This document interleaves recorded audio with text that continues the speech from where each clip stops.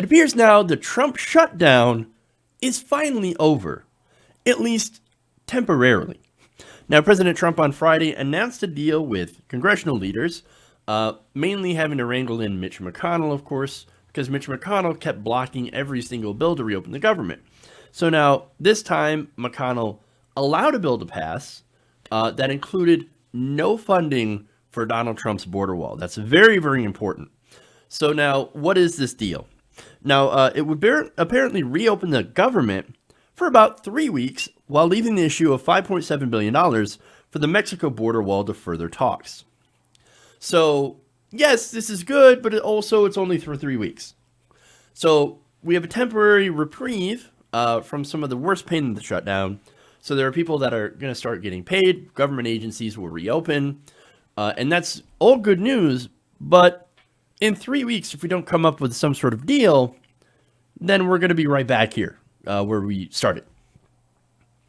But at least the good thing is Trump basically caved. So he's like, okay, fine. I'm not getting anything. Let's reopen the government. So now here's the thing. Here's what I would do. Now's the time to make a deal, right? So look, here's the thing. I know I've been saying no money for the border wall, no money, because it's ridiculous. And it's a solution to a problem that isn't actually even a problem. That said, putting $1.3 billion or at the most $2 billion towards border wall, right? I could live with that if you say got something really good in return. For example, like a pathway to citizenship for DACA recipients. That would be great. You know what? I would actually take that deal because it's not that bad of a deal. He still doesn't get a full border wall, for one. And look, we could, DACA recipients are actually protected forever and have a pathway to citizenship. That, I would actually take a kind of a deal like that, right?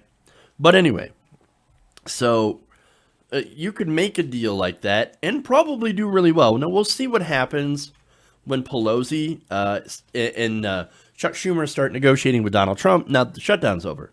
I got to give Pelosi and Schumer a lot of credit for not caving to Donald Trump. I thought that they were going to, of course, steal victory from the jaws of, steal defeat from the jaws of victory.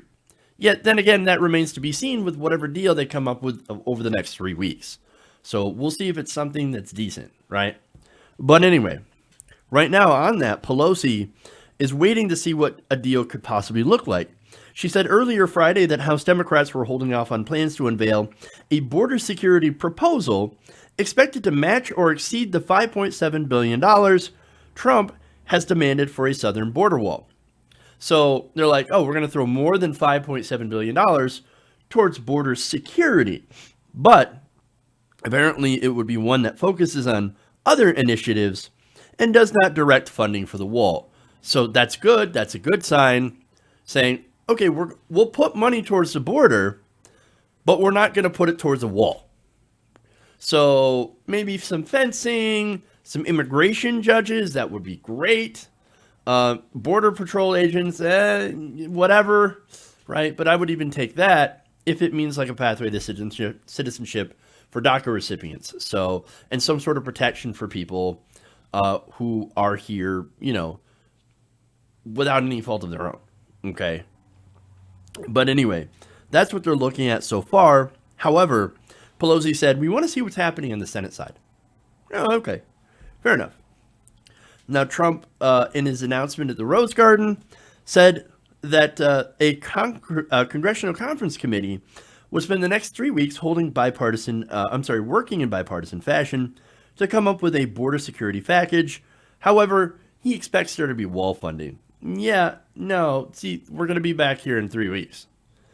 Because if he expects Congress to fund his stupid wall without giving a major concession in return, then it's not going to happen.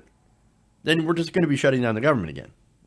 He said, no border security plan can ever work without a physical barrier. It just doesn't happen. Well, hey, it's the first time for everything, right? It's not going to happen.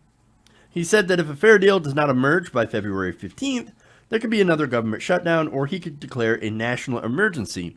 So that, I think, is the more likely option that he's going to go to. That he's going to go, national emergency, I'm going to take that $7 billion, that's what he said, from the Pentagon, and use it to build part of a wall. What a ridiculous plan. For one, okay, look, I don't think the Pentagon needs all that money anyway, so I guess you want to take it from the Pentagon. But what about the Republicans who are very, very hawkish on defense spending, right? They're like, we need to put more money in the military. We need more and more money for the military. Actually, you really don't. We could cut the budget in half and hardly, ruin anything, right? We would still be the most powerful country on the face of the earth militarily. But he's going to steal, basically take money from the Pentagon to build a part of a stupid wall. And a lot of these, I'm guessing, pro-defense Republicans are just going to shrug their shoulders because they don't actually care. So, but I don't know. But hey, look at that. At least Trump folded, kind of. At least for 3 weeks. I guess he finally got the realization that the Democrats did not care that he was sitting there holding his breath and waiting until he got his way.